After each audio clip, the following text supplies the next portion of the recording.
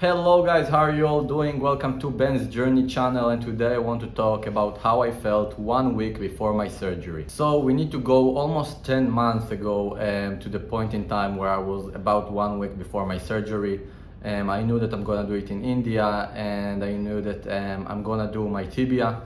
I was very excited, that for sure, and I remember just like in the 1, 2, 3 weeks before the surgery where I knew I'm gonna do it, I remember just thinking about the fact that I don't want to go outside my house until I do the surgery, because I was so obsessed about wanting to get taller, about wanting to have my new height, that when I knew it's gonna happen, my obsession got even worse. And I really felt almost like I don't want to have any need to go outside. I didn't want to see anybody that knows me outside, because I wanted so much to get already to the point where people see me with my new height, that I didn't want them to see me anymore with my old height, which was my current height back then. But I remember just being obsessed even more than usual, knowing that I'm gonna do it. And 1 week before the surgery, I was still in my country, because I had my flight like 4 or 5 days before my surgery.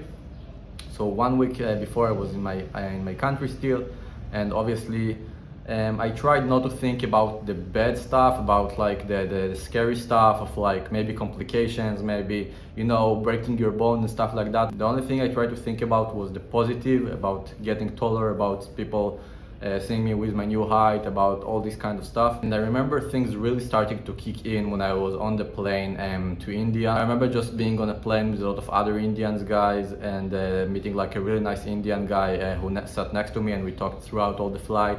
And it was really nice, but I was really like worried, because I was going to a country that I don't know, that I never thought that I go to for any other reason. And in the end of the day, people are really suspicious about going and doing it in countries like India, because basically the price is really low for limb lengthening surgery. I paid around $13,000, that's all, for the surgeries, which is really low price for this kind of surgery. So it does raise eyebrows, and you kind of get the feeling that you go there as like a lab rat and it's gonna be tested on. Obviously that's not the case, but that's kind of like the feeling that you get. So I remember arriving in India, and I met the guy from the company that had to take me to the hospital to do immediately all the checkups, which was really nice, because the faster you do it, the better, obviously, and you want to spend the least amount of time that you can in other countries. You just want to get done with it. So he took me from the airport, and I remember him telling me that I already look very tall, and it was very funny. But he took me from there, and the moment that I landed in India, I already felt like my height dysphoria was gone, because I knew it's gonna happen. I knew that, okay, I did a big step, I came all the way to India, this is gonna happen, like there is no going back. So I felt already like something about my height dysphoria was cured, because I knew that I'm gonna leave India with the additional height. So I remember doing all the checkups and all the blood testing stuff, and a lot of needles went through me that day. And I remember going to the hotel and waiting for the green light to have this surgery.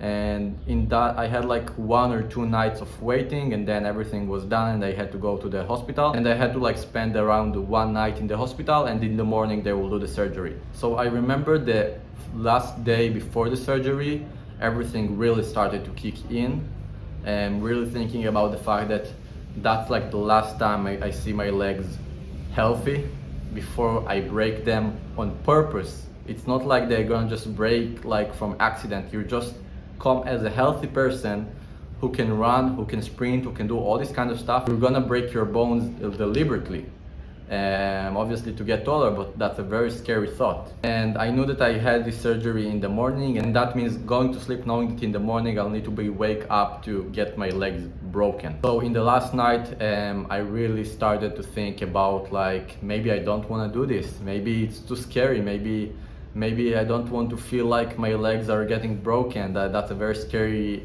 thought. But the thing that keep you like real about it, and not really wanting to regret it, are the idea that first of all, you felt so much pain from the height dysphoria for so many years, that you tell yourself, okay, it's just gonna be like 3 or 4 months of like pain, and then I will be set free from this like height dysphoria forever. So it's like a little price to pay, and to have like your height dysphoria cured.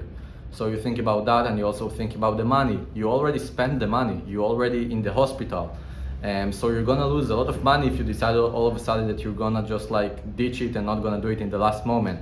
So this is not an option anymore. You do start to get scared at that moment, at the last night before the surgery, but at the same time you just take everything into consideration and realize that it's better to do it now than regret it. So you wake up in the morning and you get taken with your bed to the surgery room, and that's a really both exciting and very scary moment. You know, the surgery room is always very cold. The hospital was great, by the way. Everything looked very advanced. The doctors seemed very like professional, so that wasn't a concern. Like nothing in the environment felt sketchy. Everything felt really good in terms of the surgery room and stuff, and all the staff were really great. So I just remember the room feeling very cold, and knowing that they're gonna try and make you sleep, and on one hand you want to fall asleep from the anesthesia, but on the other hand you kind of like don't want to fall asleep, because you know that the moment you fall asleep, the next thing you know, you'll be with broken bones, with your broken legs. The last couple of seconds are very scary. You need to keep your composure. You don't want to look like a little girl, but it is very scary, but also exciting, because you know that, okay, if everything goes fine, I'm gonna be taller, and that's like the first step towards it. And after that I woke up from the surgery, everything was good, and the rest you already know. I did all the videos and recorded my whole journey from the beginning, how I felt right after the surgery. You can see it on my first shorts on this channel. I might make more videos explaining like how I felt after and this kind of stuff if you are interested in it. But that was it for today, guys. I hope you enjoyed this video, and if you haven't subscribed already, I would really like if you will subscribe and leave a like if you like this video, and I'll see you guys again in the next video.